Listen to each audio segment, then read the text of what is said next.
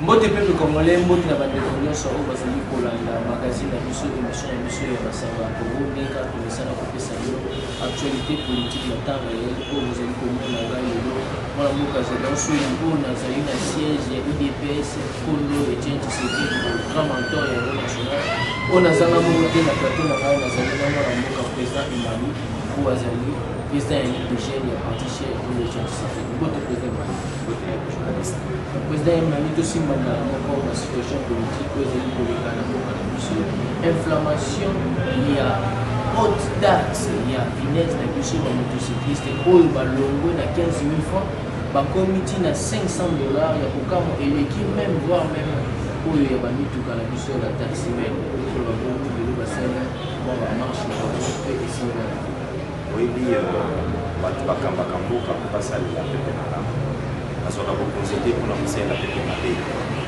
bokonzi ezalaka basé pour le bien-être social ya baadministré et komona taxe oyo ndenge ezwi asincere ezobangisa.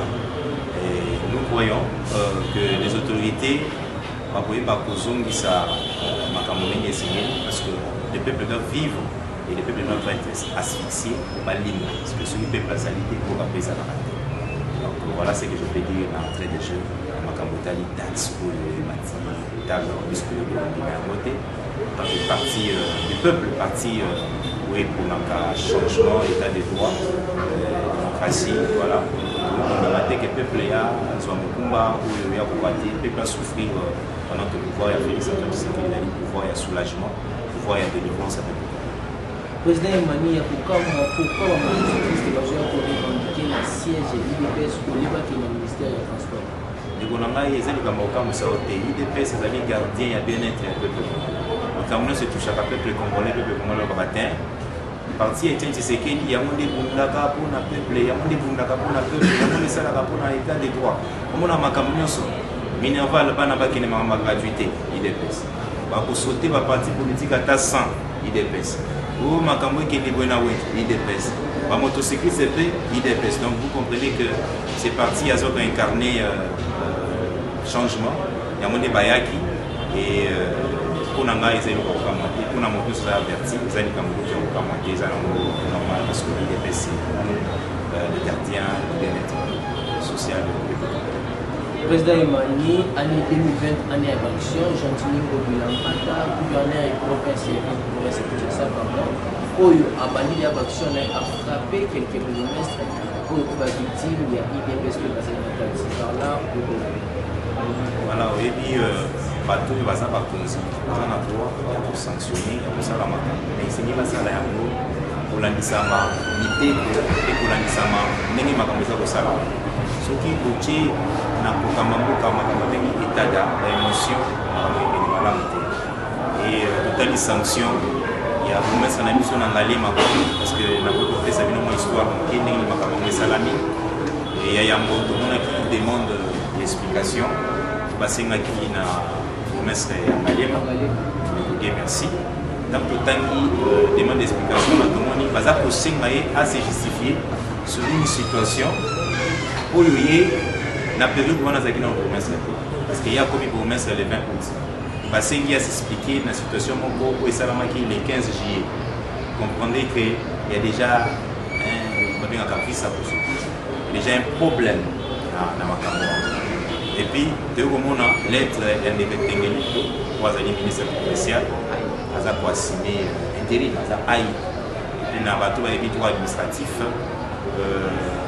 lokola yewana azala makoki te ya suspendre mais omoni atindeli ndeko bourgmestre bayibanzilango lettre suspension asoki kaka wana atindeli ndeko na biso ya bourgmestre Selemba mpe lettre suspension grave lettre suspension oyo atindeli ndeko ya bourgmestre Selemba son chef direct le gouverneur de la ville de Kinshasa Robert Edion voyez bourgmestre babengaka désordre esalami na makambo kaka bana IDPS te baadministre ya ngalema po batali ndenge nini ndeko die merci à ses pulmoner sans financement bazwaka rétrocession moko te bazwaka eloko moko te uta na gouvernement mais baza kokuna na bamoyen de bord pour n'a pas pour ça la acha commune est propre et na oui ça bino que na la sala 3 jours na ndeko promesse na nzela pour na komonisa pour ça la tirage vendredi samedi dimanche parce qu'il y a travers la kino quoi dimanche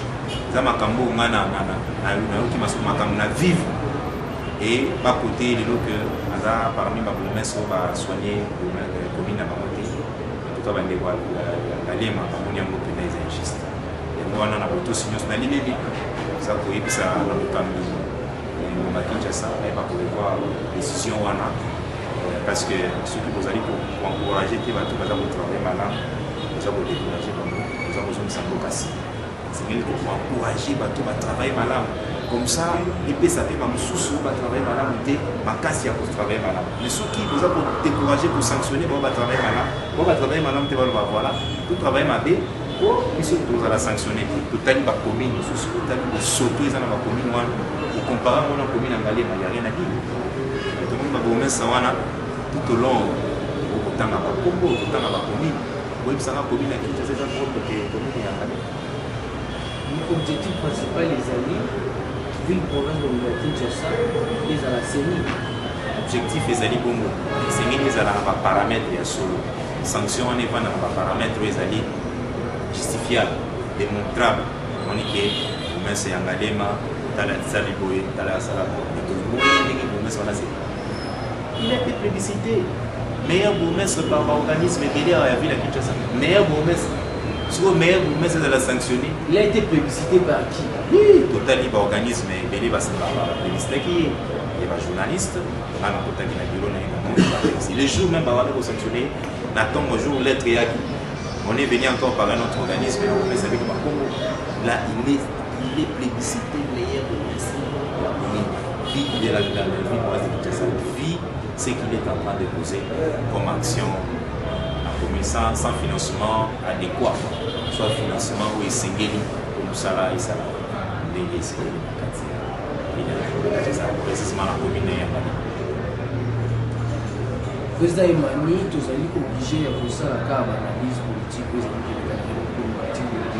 pas aussi pour interroger pour le bail politique, aussi maintenant, cadeau et décembre sur le temps, compte tenu qui le président est Jean-Marc au Moussa qui tournait pour la première évolution et travaux des années par rapport à la propos tenus à ministre de la finance, qui était déjà à 17% et 50% de finalisation, il y a la seule du temps de 10 euros pour la période ça passe makasi totala lolenge nini bato bakoéchange bato bazali kohésiter bato bazali korefuser catégoriquement ya kotravailler avec le chef de l'État qui est l'incarnation de la transformation du changement de peuple lobi ndenge olobi tosalaki tourner na baso de mouton ya ville de Kinshasa parce que soki okei kuna na chambre oyoka bato nde tolobaka ndenge mokonzi ya mboka alobi abi après 5 ans c'est lui qui a des comptes à rendre à la population.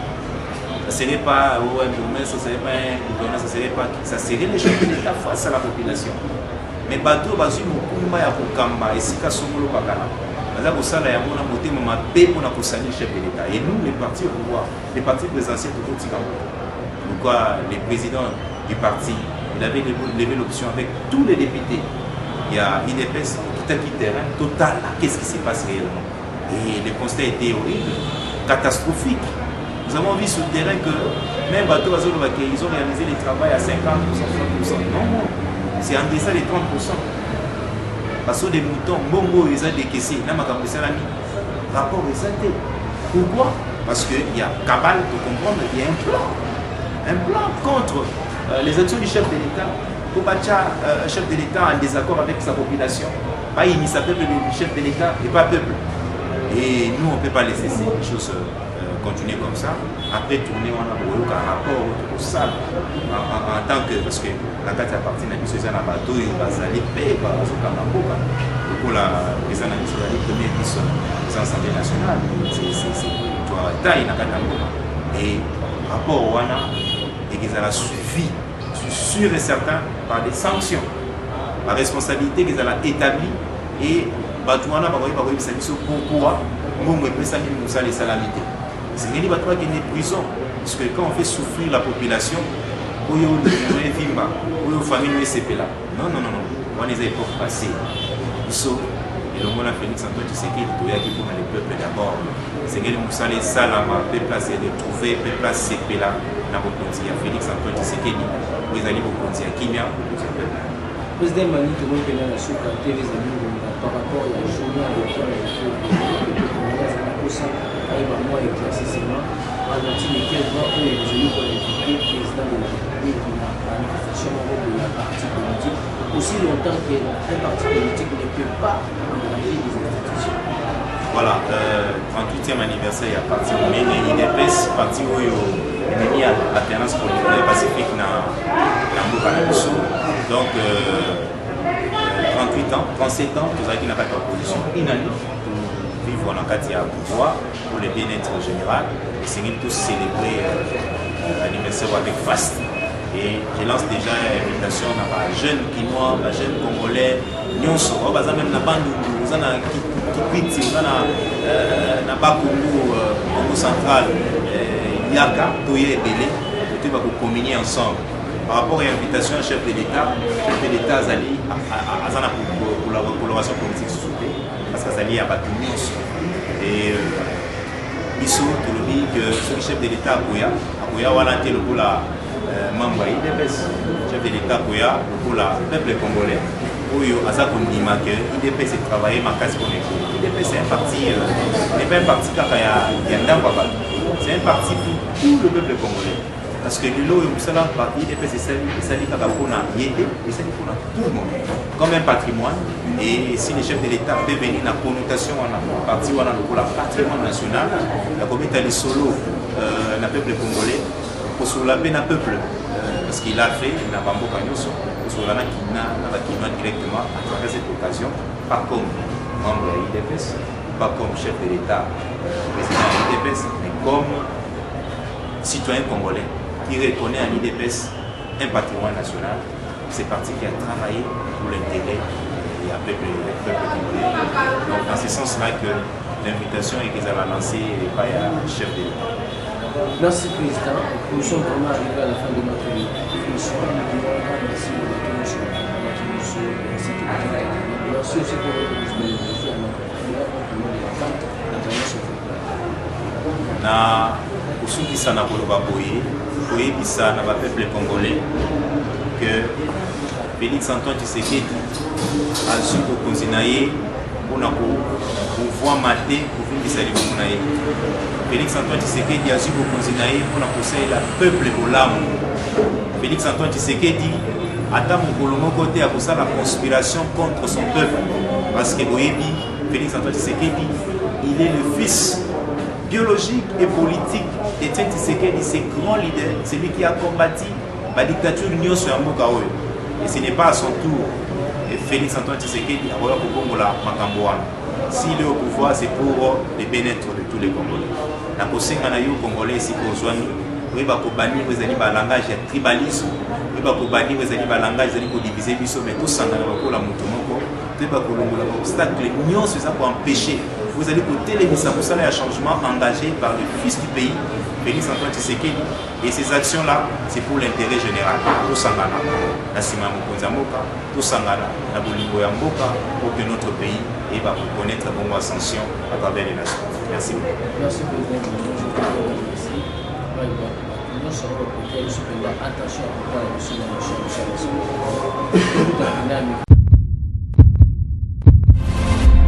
Eshima, votre magazine qui bat au rythme de l'actualité.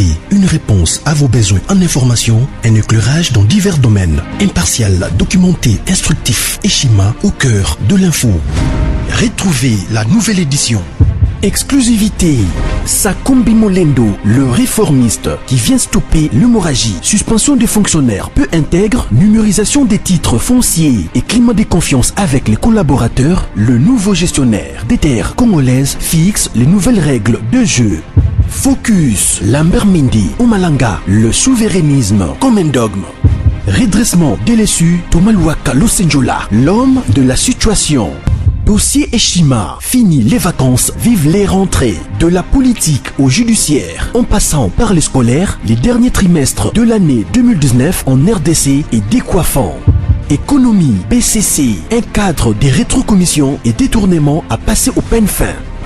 Découverte, Claude Ibalanki et Colomba, les coordonnateurs du MNS au centre de l'action de Félix Tshisekedi dans le Grand Lac.